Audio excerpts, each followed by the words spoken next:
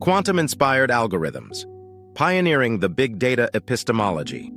Quantum-inspired algorithms are often introduced as a kind of quantum without the quantum, methods designed for classical computers that borrow mathematical structures, intuitions, and sometimes even the geometry of quantum theory. Superposition-like representations, interference-like recombination, amplitude-style encodings, tensor product factorizations, and measurement-style sampling to push computation in directions that feel unfamiliar in standard big data workflows. What makes the topic especially interesting right now is not only whether these algorithms can deliver speed-ups or better solutions, but what they do to the way we know things from data. If big data epistemology is the study of how knowledge is produced, justified, and limited when our evidence is mediated by massive datasets, pipelines, and models, then quantum-inspired algorithms are not just new tools, they are new epistemic instruments. They change what counts as an explanation, what counts as compression, where uncertainty lives and how inference is staged.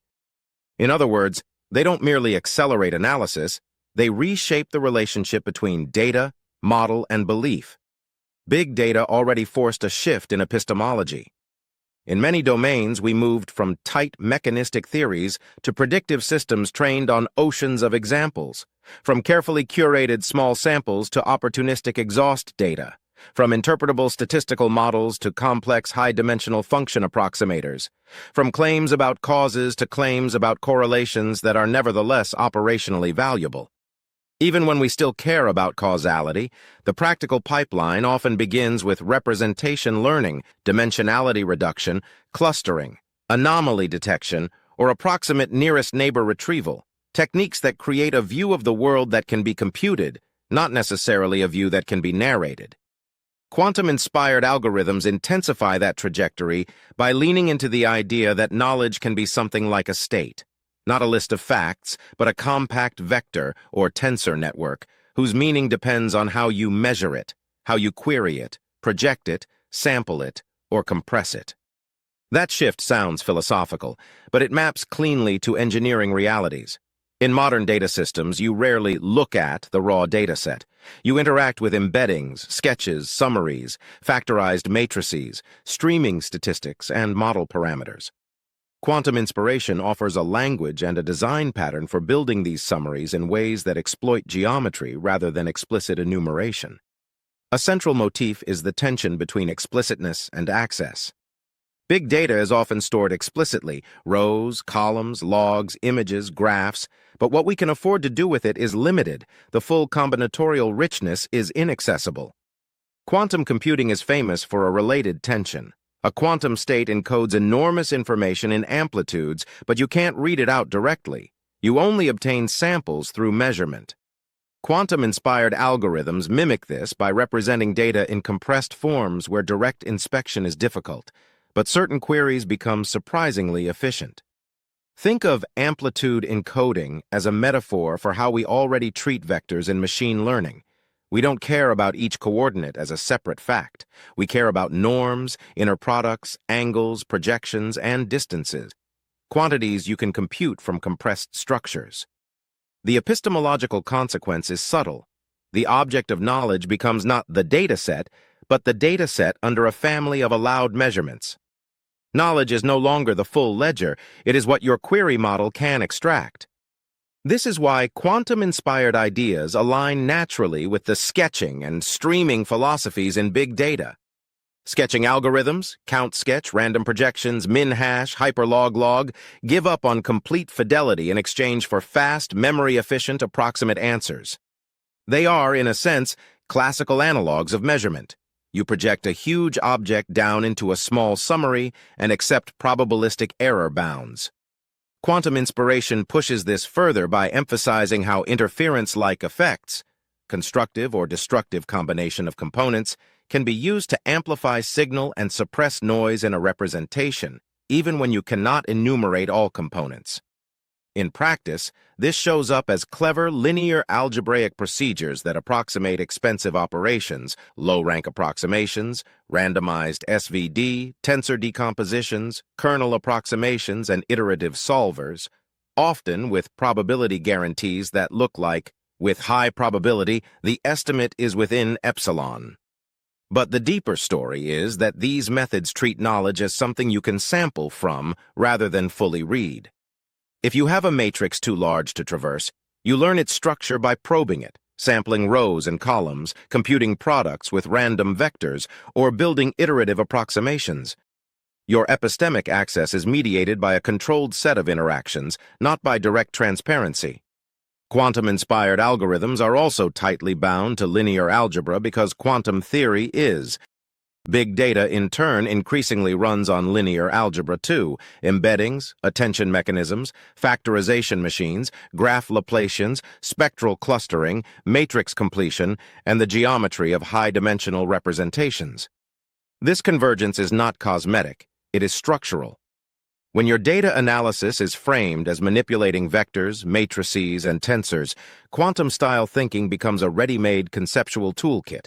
States are vectors, observables are operators, evolution is transformation, measurement is projection, sampling. In big data terms, a state might be an embedding of a user, a document, a protein, or a transaction. An operator might be a transformation learned by a model. A measurement might be a classification decision, a retrieval query, or a clustering assignment. Quantum inspiration encourages designing operators that preserve or reveal certain properties in fewer steps, especially when the property of interest is global, like the dominant eigenvectors or low-rank structure, rather than local, like specific entries. Epistemologically, that means we lean further towards structural knowledge. We know the data set by its spectra, its manifolds, its compressibility, by the shape of its information, not by its individual facts. A major puzzle in the quantum-inspired world is what counts as a real advantage. In quantum computing, speedups are often discussed in asymptotic terms, and in quantum-inspired algorithms, the debate becomes, are we truly doing something new, or are we rediscovering what randomized numerical linear algebra already does? Sometimes the quantum inspiration is mainly a framing. It helps researchers look for algorithms that work with data access models resembling quantum access, like sampling access or the ability to query norms efficiently. Sometimes it's more than framing. It points to algorithmic pathways that classical communities overlooked or didn't prioritize. But even when the performance story is contested, the epistemological story remains. Quantum-inspired methods put front and center the idea that the access model defines the world you can know. If you can sample according to a distribution derived from the data, you can do different things than if you can only scan the data sequentially. If you can query certain inner products quickly, you can operate in a different epistemic regime than if every similarity computation is expensive. Big data already lives in a patchwork of access models: APIs, privacy constraints, distributed storage, streaming logs, rate-limited services. Quantum-inspired thinking provides a disciplined way to reason about how those constraints shape inference. Consider, for instance, the epistemology of approximation. Traditional scientific epistemology often prizes exactness: measure precisely, compute exactly, prove deterministically. Big data flipped that. With massive scale, exactness is frequently less valuable than robustness and speed. Quantum-inspired algorithms embrace approximation as a first-class citizen, but with a twist. They often treat approximation as something emerging from geometry and probability rather than crude truncation. A low-rank approximation isn't just throwing away data. It's asserting that the meaningful structure lives in a subspace. A tensor network factorization isn't just compression, it's a claim about entanglement-like dependencies, about how variables couple and how complexity grows with correlations. When you compress data this way, you make a strong epistemic commitment that the world you're studying can be known through a manageable set of latent factors and that the rest is noise or redundancy. That commitment is not purely technical, it is philosophical and political too, because it shapes which patterns are amplified and which are discarded. Quantum inspiration, by spotlighting state compression, makes these commitments more explicit. It asks, essentially, what your data is entangled with, and what can be separated without losing predictive power. This leads directly to the topic of meaning and representation. In many big data applications, especially in language and vision, we use embeddings as the currency of meaning, vectors in a high-dimensional space where proximity reflects semantic or functional similarity. A quantum-inspired stance suggests that meaning might not be a point, but a distribution or a superposition, something that can produce different outcomes depending on context, measurement, or query. Even if you never mention quantum mechanics again, that stance resonates with real-world behavior of modern models. The same embedding can behave differently depending on downstream tasks. Attention mechanisms measure different aspects of context. Retrieval-augmented generation queries a corpus and returns different slices of evidence. Knowledge is contextual and interactive. Quantum inspiration doesn't magically solve interpretability, but it offers a conceptual clarity. You should expect that a compressed state will not be readable in plain language, only in the outcomes of controlled interrogations. If you want interpretability, you might need to design the measurement process, build probes, diagnostics, and explanatory operators rather than hoping the raw state is self-explaining. Another key frontier is optimization. Quantum-inspired optimization includes heuristics influenced by quantum annealing, tunneling metaphors, and probabilistic exploration that aims to escape local minima. In big data, optimization is everywhere, training deep networks, fitting graphical models, solving combinatorial assignment problems, tuning hyperparameters, selecting features, scheduling resources. The epistemic question here is not merely whether you find a better optimum, but what it means to treat knowledge as the output of a stochastic search through a lost landscape. If quantum-inspired heuristics encourage more exploration, they implicitly endorse a view of learning as a kind of guided randomness, where the truth is not uniquely determined, but contingent on initialization, sampling, and computational budget. That is already true in deep learning, but quantum inspiration invites us to see it less as an engineering inconvenience and more as an epistemic condition.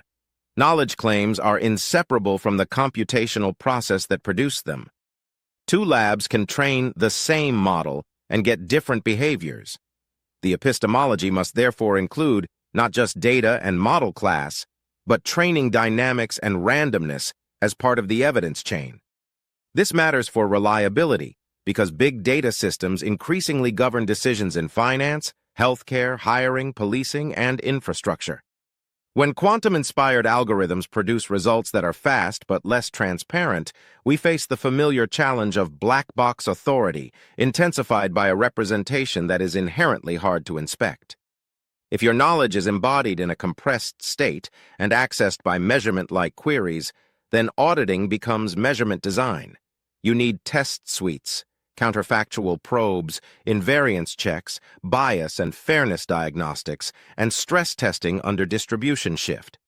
Quantum inspiration can actually help here by normalizing the idea that you can't read the whole state. You must characterize it through experiments. That is close to how we validate scientific instruments. We calibrate them. We test them against standards. We map their error profiles. The epistemology of big data needs that instrument mindset. Models and algorithms are not neutral mirrors. They are devices with transfer functions, noise, drift, and blind spots. Quantum-inspired framing makes it harder to pretend otherwise. The phrase, pioneering the big data epistemology, suggests an ambitious claim, that quantum-inspired algorithms are not just doing tasks inside the existing paradigm, but expanding the paradigm itself. One way they do that is by shifting the unit of analysis from records to relationships and from relationships to global structure. In many large datasets, the interesting knowledge is not at the level of individual entries, but at the level of patterns, communities in graphs, topics in corpora, latent factors in recommender systems, modes in sensor networks, or invariants across time. Quantum-inspired linear algebra excels at that kind of structure seeking, finding spectral properties, compressing correlation, approximating kernels. This supports an epistemology in which knowing is primarily about grasping structure under constraints, not enumerating facts without constraints.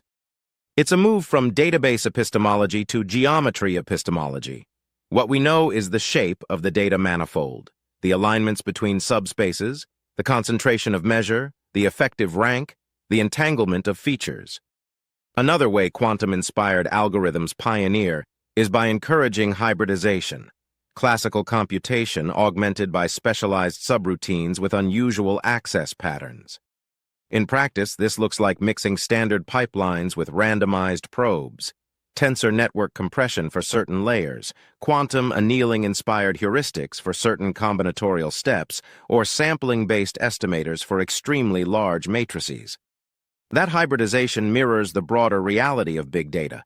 No single method dominates. We stitch together components that are good enough at scale. Epistemologically, this creates patchwork knowledge. Different parts of the pipeline make different approximations, use different randomness, and have different failure modes. The final output is a composite artifact. Quantum-inspired thinking, again, is useful because it gives us a vocabulary for composing instruments: state preparation, transformation, measurement, error propagation. Even if the words are metaphors, the discipline is real. You track what information is preserved and what is lost at each stage. At this point, a skeptic might say, "Fine, but is this really quantum-inspired? Or are we just poeticizing well-known numerical methods?" The honest answer is, sometimes it is a relabeling, sometimes it is a genuine cross-pollination. But from the standpoint of epistemology, relabeling can still be powerful if it reorganizes attention. Quantum inspiration foregrounds constraints and access, highlights sampling and measurement, encourages thinking in terms of states and operators, and motivates compression schemes that track correlation structure more faithfully than naive truncation. It also provokes sharper questions. If an algorithm claims a dramatic speedup, what data access assumptions does it require? Can those assumptions be met in real data systems? If not, what is the realistic version of the claim? These questions are epistemic. They separate knowledge that is robust under real-world constraints from knowledge that exists only in a theoretical access model. In that sense, the quantum-inspired movement functions as a stress test for big data claims. It forces us to state the hidden assumptions about data loading, memory, distribution, and sampling, assumptions that are often glossed over even in purely classical work. There is also an educational and cultural dimension. Big data epistemology is shaped by what practitioners are trained to see. If the dominant metaphors are features, rows, training, and prediction, then certain patterns become legible and others remain invisible. Quantum-inspired metaphors, superposition, entanglement, measurement, interference, can expand the imaginative space, especially for problems where relationships and context are central. For example, in information retrieval and recommendation, user intent is rarely a single point. It is a mixture that resolves only when the user interacts with the system. That looks a lot like a state becoming definite under measurement. In natural language, meanings overlap and depend on context. Again, superposition is a suggestive metaphor. If these metaphors encourage better mathematical models and better system designs, then they have epistemic value even if no actual quantum hardware is involved. However, the ambition comes with risks. The first risk is hype, implying quantum magic where there is only randomized linear algebra. Hype is epistemically corrosive because it confuses performance claims, misallocates resources, and creates a false aura of inevitability. The second risk is opacity. Compressed state representations can make it easier to hide bias, error, or overclaiming behind technical complexity. The third risk is epistemic overconfidence in approximation. Because these methods often yield results quickly, teams may stop interrogating assumptions. A productive big data epistemology demands the opposite: explicit error bars, careful validation, and humility about what is being measured. The most responsible way to frame quantum-inspired algorithms is as a set of design principles and mathematical techniques that can be extraordinarily useful, but that must be embedded in strong evaluation culture, benchmarks, ablation studies, audits, and real-world monitoring. If we take the phrase pioneering seriously, then the endpoint is not simply faster PCA or cheaper kernel methods. The endpoint is a mature understanding of computational knowledge, how knowledge emerges when the object, data, is too large to view, the representation is compressed, the queries are limited, and the answers are probabilistic. Quantum-inspired algorithms are pioneers because they inhabit that world by construction. They make the constraints explicit and then ask, what can we still know? What structure can be extracted without reading everything? How do we preserve what matters while discarding what doesn't? How do we design measurements that are informative, robust, and fair? In that framing, quantum inspiration is less about a particular set of algorithms and more about a philosophical posture. Knowledge is not a static mirror of reality, but an interactive process constrained by the physics of computation, the economics of memory and time, and the geometry of high-dimensional information. In the coming years, this perspective is likely to become more important, not less, because scale is still rising and because privacy, regulation, and security increasingly restrict direct access to data. Federated learning, secure enclaves, differential privacy, and data minimization policies all move us toward a world where you cannot simply look at the dataset. You interact with it through limited interfaces, you learn from aggregates and noisy summaries, you optimize under constraints, you validate through carefully designed tests. That is exactly the epistemic regime where quantum-inspired thinking feels natural. Whether or not quantum computers become mainstream, the quantum-inspired approach may still shape big data practice by normalizing measurement-based knowledge. We don't claim omniscience over data. We claim disciplined, probabilistic, query-mediated understanding. And if we do this well, the payoff is not only computational efficiency, but epistemic integrity, a clearer accounting of what we know, how we know it, what we're assuming, and what we might be missing when we compress the world into states, operators, and measurements.